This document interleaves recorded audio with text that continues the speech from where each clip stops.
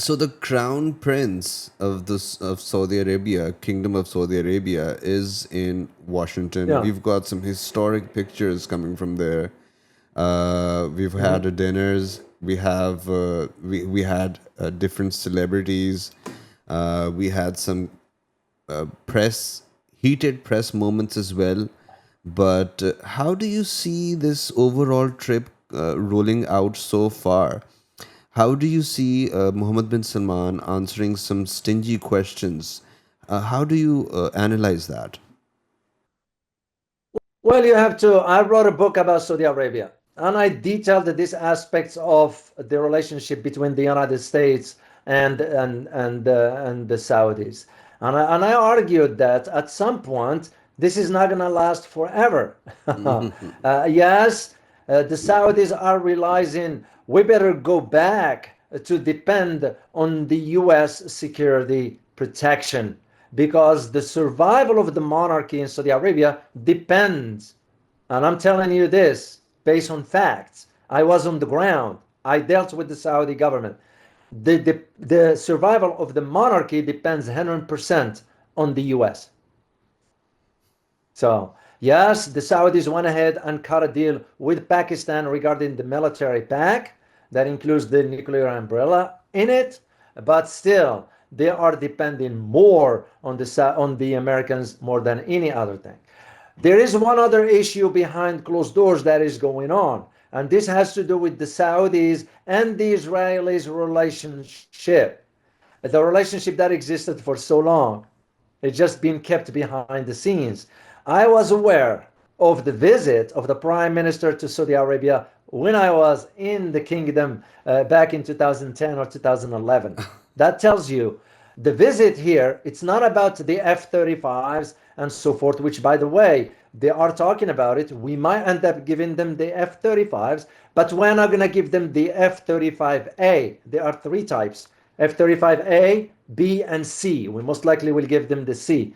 And second is we have the kill switch for those F-35s if they ever will be used against any other ally of the US. So, of course, we will let it be used against another Arab or Muslim country, but not Israel in this case. And this is why when the Saudi prince talk about F-35s, the AI, and so forth, all this is good and well, whatever, but ain't gonna materialize itself. Because why the United States did this is because they wanted Saudis to normalize relations with the Israelis. The Saudi royal family is so nervous about that because the population, the Saudi public, does not want that, will not allow that, and that's why the relationship between Israel and Saudi Arabia is kept secret. There's a lot of security cooperation between the two, in addition to the US, of course, but all this is done under the facade of the US Saudi cooperation. So I'm sure you must have seen that question. He's been asked of Jamal Khashoggi and the Oh, yeah, I know. 9/11 attackers. Of course. 9/11 attacker Yeah. question answer was pretty well. I think he did very well on that question.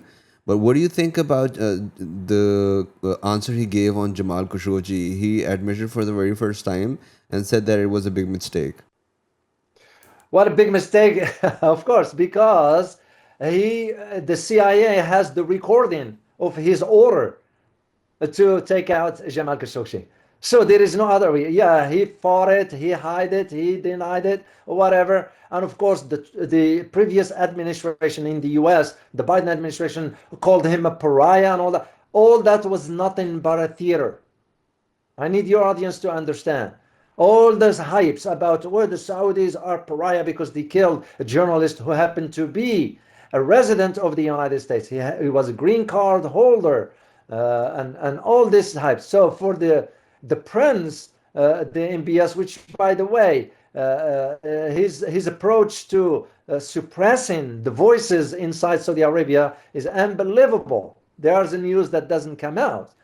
But for him to admit this is because he knows that the recordings exist. And anytime the US administration could blackmail him on this. This is one of the reasons why he had to he had no other option but to admit that it was under his orders that Jamal Khashoggi was killed in this gruesome manner. But also, of course, the MBS will say, oh, it was a mistake. That's all it was. But at the moment, it looks like they're having a great time together. They're enjoying a very beautiful relationship. Yeah. It's just for a show. It's just for a show because you need to understand one thing is that the Saudis are unable to project any regional power independently. They can't. So, and you think about it. Have you ever heard now the Saudis talking about the Palestinians? So where is that religious duty? You know, you call yourself the leader of the Muslim world, and I don't even know how they acquire that title to begin with. But if you are, why are you staying silent about the slaughter of other Muslims? What are you when the Saudis won over in 2015 and trying to invade Yemen, destroying the infrastructure for that poor country? So what happened? You doing this to another fellow Muslim. So where is Islam into all this? And this to highlight to you that they're just using the religion like every other group, like every other country, like every other religion. Religion tends to be used to push the political agenda.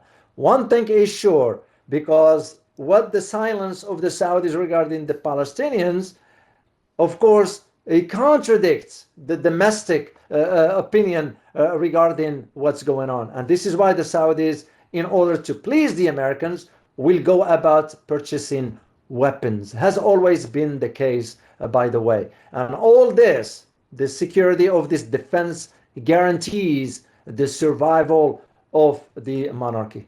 That's usually what it's at the heart of it. And let's come towards the F-35s. How would this impact the region? And would this be, as you said, that the Americans have the power of crippling their jets whenever they can?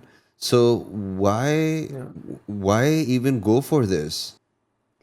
Well, first of all, let's just be clear about this. Just because they are talking about F-35 doesn't mean they're going to get it next month. Yeah. You know how long it takes to train pilots for F-35s?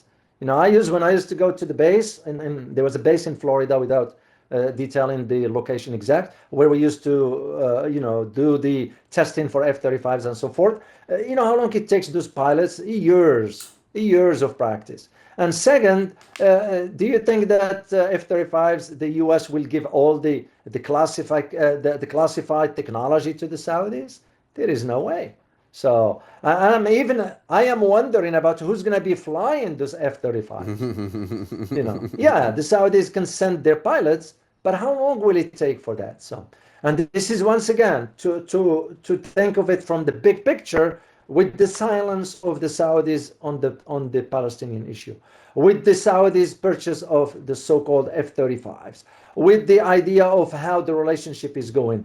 This is where it shows you the geopolitical necessity, okay, overrides the ideological principle when it comes down to Saudi Arabia. That is when it's at the heart of it. So the rest is nothing but a window dressing. That's usually how it works. But for the F-35s, it's going to be a while before you start seeing F-35s flying in the Saudi skies. Unless there is an American pilot. There's an American pilot flying the plane. Dr. Oualaalou, it's always a pleasure talking to you. Take good care and Khuda Hafiz. Khuda Hafiz, Ali. Bye-bye. Bye-bye.